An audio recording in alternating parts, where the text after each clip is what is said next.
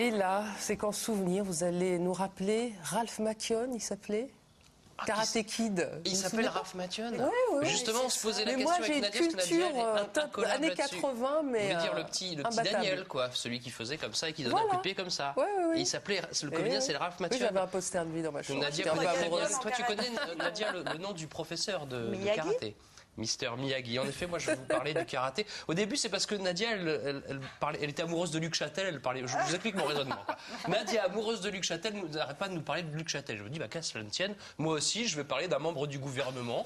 Je choisis donc Chantal Joanneau, pas parce qu'elle est ministre. Moi, contrairement à Nadia, le pouvoir, ça m'intéresse pas. Mais parce qu'elle a fait du karaté. Et quand elle était petite, sûrement qu'elle a vu aussi Karate Kid.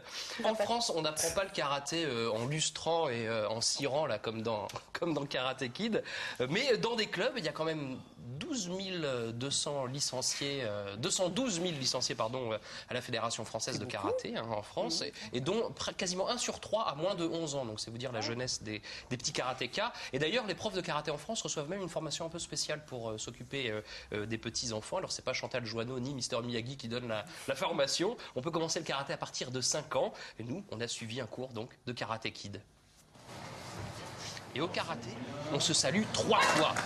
Une fois pour l'esprit des anciens, une fois pour les profs et une fois pour les élèves qui, comme ça, se donnent du courage. On va commencer par courir dans tous les sens, sans se cogner.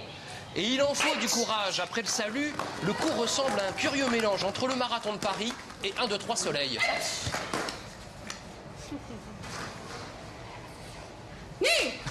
Alors bien sûr, parfois on se fait mal.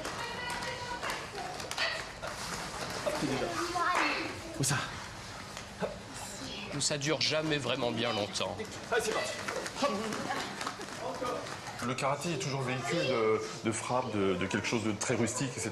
Or, vous avez vu, on travaille autour du jeu. Là, on va travailler sur du combat. Vous allez voir, le combat, il peut être très ludique et très maîtrisé, en fait. Ça apporte une confiance en soi, c'est indéniable. On limite évidemment la force, on limite la violence. On travaille l'enfant autour de ce respect mutuel de partenaires, puis qu'ils arrivent à mettre des techniques de karaté quand même.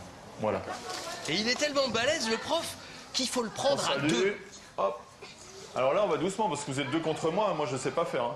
Attention, hop. C'est bien, Evan. Attention, hop, boum. Hop. Au karaté, parfois il y a des règles qui ne sont pas très claires. En fait, on doit tousser, et il y en a, il faut 6 ceintures. Il y en a qui doivent tousser, et après son crocodile. 5 ceintures. Quoi? Il en faut 5 ceintures. Non, 6. Non, 5. Mais non, il en faut 6. Mais surtout, au karaté, il faut savoir pousser un petit cri qui s'appelle le kiai. On essaie de faire un petit cri, juste pour libérer un peu plus d'énergie, d'être beaucoup plus forte sur une petite technique. Et le kiai, il est où? Voilà. Et à la fin, on termine par des katas. Et il y a le shodan.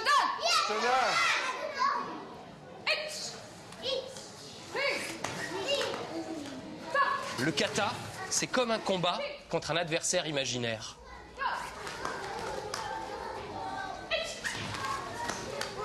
Attention les derniers avec les kiaïs. C'est trop classe, les katas. Oui, c'est beau ce qu'ils font. Ouais. C'est presque une danse. Oui. On met toutes les informations, en tout cas le lien sur le site de la Fédération française de karaté, sur notre site internet à nous, les maternelles, sur France 5. Oui, www.france5.fr. www.france5.fr/les maternelles.